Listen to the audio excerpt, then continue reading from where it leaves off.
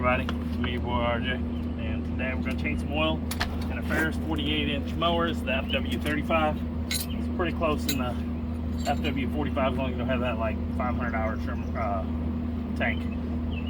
It's the Briggs & Stratton Vanguard 26 horsepower. So you're going to need a 492-932S Briggs & Stratton filter. If you have the Kawasaki, you'll have to watch when I do the Fw45 because it has a Kawasaki. You're also going to need a 11/16 and a 5/8 wrench. You're going to go right here. You're going to park on an angle, or if you have to, jack it up a little. You're going to take the 11/16 like this. You're going to take the 5/8 like this. And you're just going to use them like that. There you go. Squeeze it together like a handle on some pliers. Set this guy underneath. Let it drain. If you want to, you can open up the top. See the pressure? Could you see that? Yeah. Can't tell if you can a bit. It lets more pressure. It releases the pressure and then get a little more drain. And then you're going to want some. Use the Hyper Tough wrench style with the clamp. It's like a channel lock style. You could also use rubber straps if you got them, or you get the exact socket size for your filters. The amount and get it in there. It's a little bit of a pain where they have them. So what you do is you come in like this from behind, and you just crank it like that. And then now it should be by hand free. I'm not gonna take it off until we're done. And I'm gonna turn the machine. Are you recording? Okay. I'm gonna turn the machine and show you a little trick. I use a piece of siding, helps me out because this is in the way. It helps drain the oil off the back without it going on that hydro pump pulley, because it doesn't get all over the back of neutral stop pedals. Alright? Yeah? Alright, so take this drain plug, put it in there, finger tie it all the way down, and then take the wrenches and go the opposite direction. So one here. That, and just squeeze it real good there, just like that. Okay, and we're gonna move this drain pan out of the way. What I'm gonna do,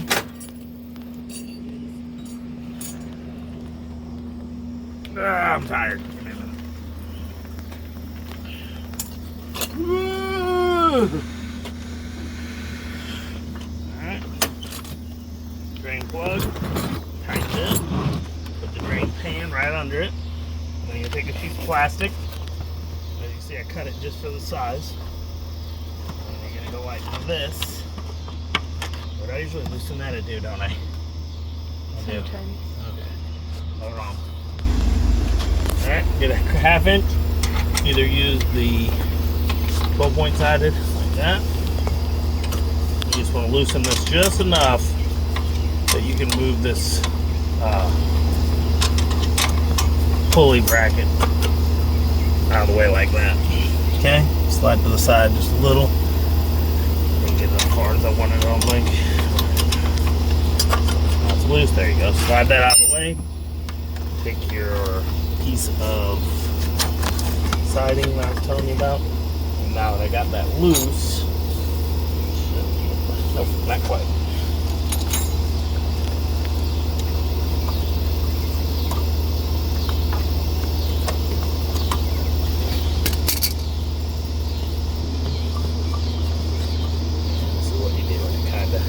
Nice. It's going on the mount. What? It's going on the mount. On the mount? Yeah, but it'll turn out. Yeah. So usually I'm fine, but I'm in an angle that absolutely isn't. But it cleans up a little if you mess for you. Okay? Stops from getting on your pulley. This is the most important part. You don't want oil on your pulley for your hydros. Okay? So there we go. All done. Take the new one. Good thing is we got this little drip right here. Take that, freeze it up, oil it up, whatever you want to call it. Okay. Looks like it's pretty much dripped most of it. Okay.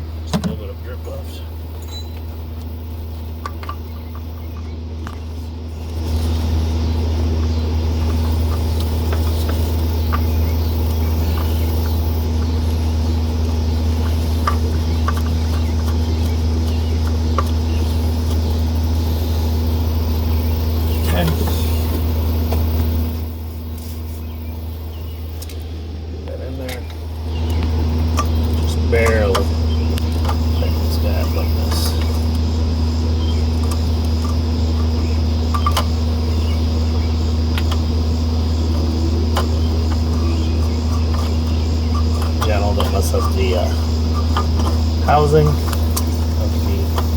filter.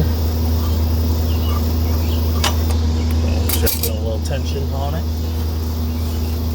Grab it.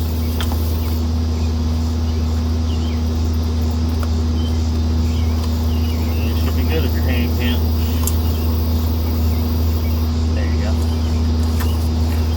Alright. No drippage. Keep an eye on it for a few days. Sometimes these like to rattle loose if you don't get it quite right. Got that done. We're going to get the funnel out and we got to put in how much? 2.008. 2.008. We're going with 10W40 because it has the highest operating range. You can use just straight 30 weights with the Bruce Stratton set originally. They also recommend this too. And it goes to a little higher operating high to like 105, 110. And then it also goes to below zero, I think. So across there. Double check the filter, oil it. Try a good bottle that has better measurements. This one, I don't like this one, so I'm going to measure with the, I'm filling this guy up so I can see exactly where the quart is.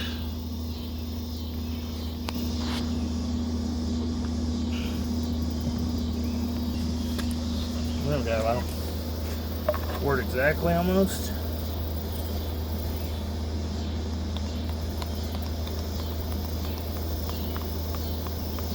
There we go, second quart.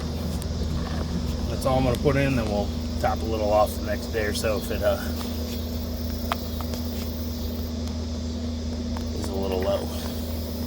Now, what am I talking about? This mower's sitting for a month or so. We switch up the mower each 100 hours. It's a good idea for you to do. Look at that, look at them bubbles.